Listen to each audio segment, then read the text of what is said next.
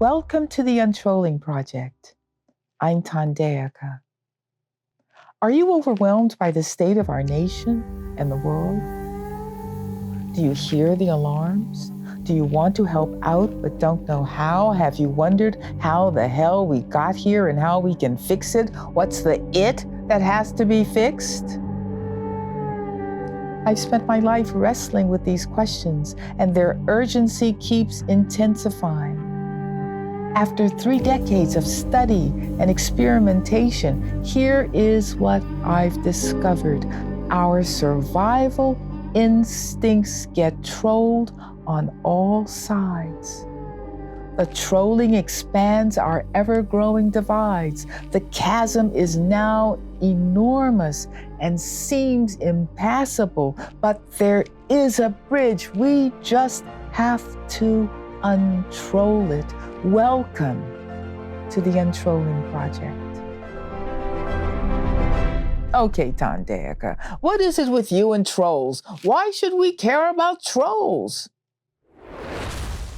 Trolls are your survival instincts in drag. Trolls are images of your survival instincts, your fear and rage, using the lens of your imagination. Take the trolls Maurice Sendak drew in his classic children's story, Where the Wild Things Are, to get my point. When Max, the hero of this story, was sent to his room without dinner because his mother didn't like the way he was behaving, Max got mad. How dare she deny him food?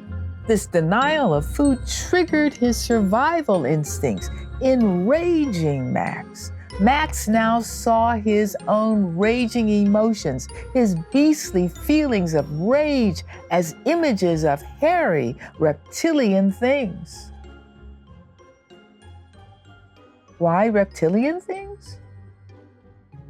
This is one of my big points. Max's rage was older than Max. Your rage is older than you are. So too your fear. These two emotions, rage and fear, are survival instincts older than the human species by more than, about 200 million years. They started in the brains of reptiles. Your fear and emotion are found in the oldest part of your brain, your brainstem, sometimes called your lizard brain or your reptilian brain, because that's the part of the brain you share with reptiles.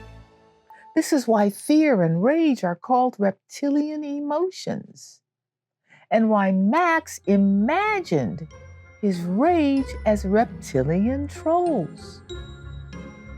Max's reptilian beasts roared their terrible roar, gnashed their terrible teeth, and rolled their terrible eyes. Max wasn't afraid of these wild things. He looked them right in the eye and then became their king. Then he romped and played with them. He knew his survival wasn't really at risk. And he was right. My point.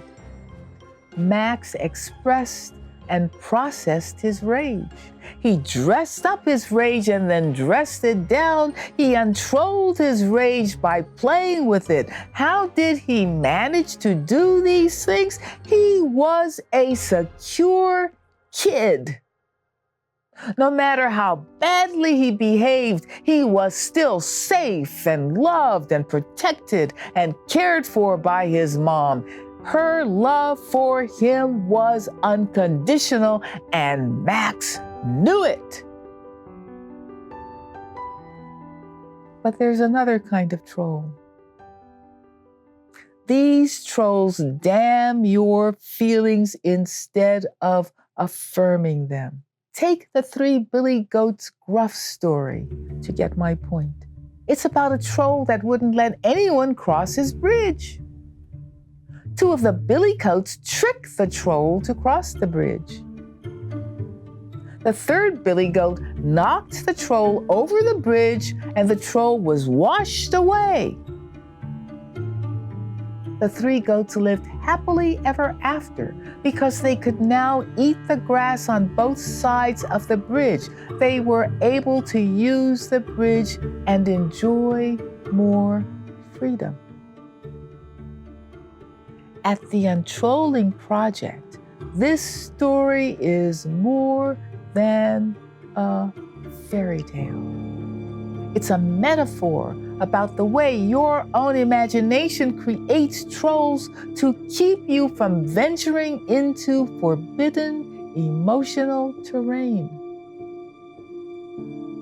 These trolls block access to your own true feelings. They block access to your own unbearable emotional pain. Why? When you live in an environment in which your survival instincts, your fear and rage are triggered all the time, and your brain doesn't think fighting or fleeing is an option, your brain's strategy for protecting its host, your body, is to create a troll story.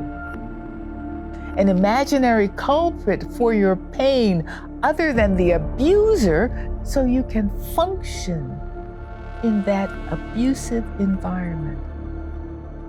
Here's how it works. Something terrible happens to you and you get mad as hell or feel sorely afraid. But you don't have the power to fight or escape. Your brain tries to rescue you from your emotional pain, your own feelings of fear and rage. It first creates an image of your fear or rage using the lens of its imagination. It creates a troll. Next, your brain's thinking cap, your mind, creates stories about these troll images of your own feelings. It's a magic trick of sorts. The narratives explain why these loathsome things, these trolls, are trying to take you down.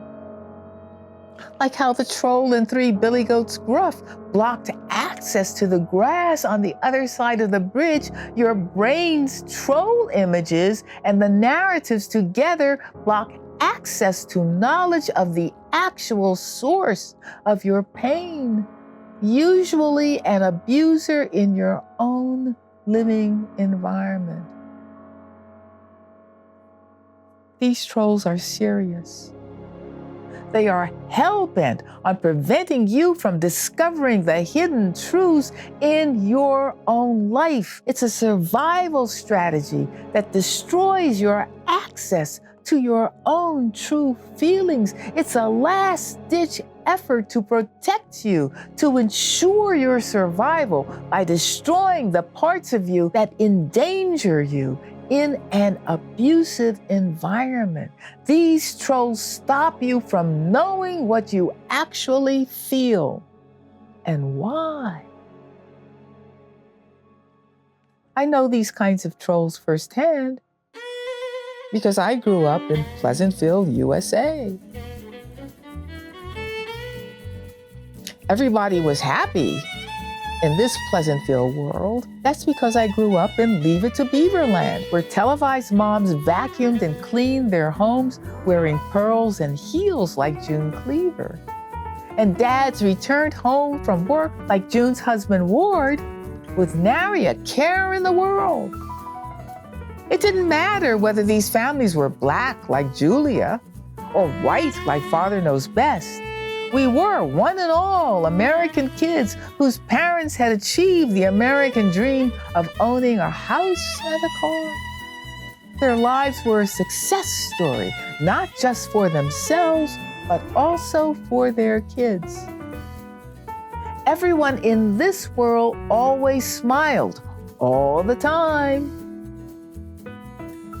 Nothing could remove that smile from my face. Even after I swallowed 40 sleeping pills the last semester of my senior year as a college kid. Even after I aspirated in my dorm room and almost drowned in my own vomit. Even after I panicked and ran to the student health center where my stomach was pumped. Even after I returned to my dorm room the next day, washed the floors and sheets, took a shower, and then walked across campus. Even after a classmate flagged me down and asked why I always had a smile on my face. Why was I always so happy? He wanted to know.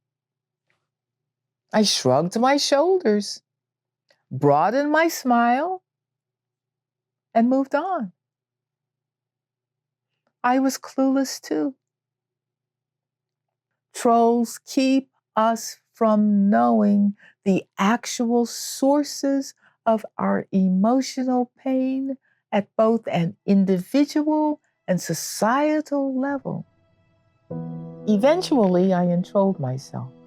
This fact is why I believe Untrolling America can work. I untrolled me. You can untroll you. We can untroll our feelings. And if enough of us do it, if we untroll America's emotions, will the trolls that keep terrifying us into fighting one another, will they be washed away? If so, will we use the troll-free bridge to come together for our common good? Let's find out. Hi, thanks for watching What Are Trolls? Part 1 of our first episode of Untrolling America. I want to share a few insights with you before we watch Part 2. Trolls hide the actual sources of our emotional pain at both an individual and a societal level. They make us attack persons who have not harmed us. Why?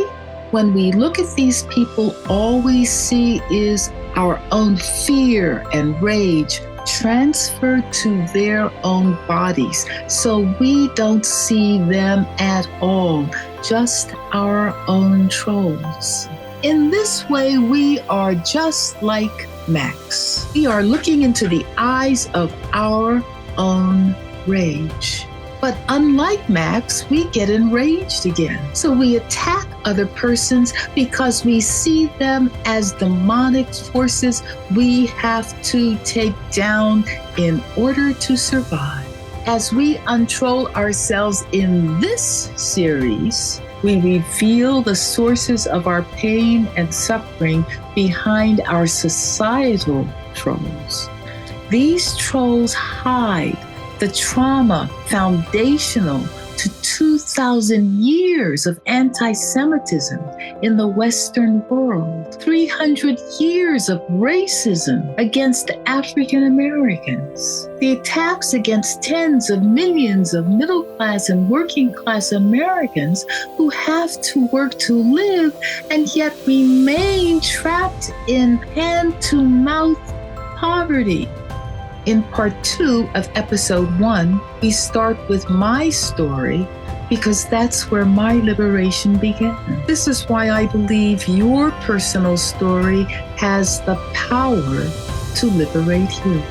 If we see our own trolls and realize and understand why our brain, our imagination created them to protect us, can we gain empathy for ourselves and others? Can we use this empathy to wash the trolls away, untroll the bridge, so we can join together and create better ways to live together for all of us? Let's find out.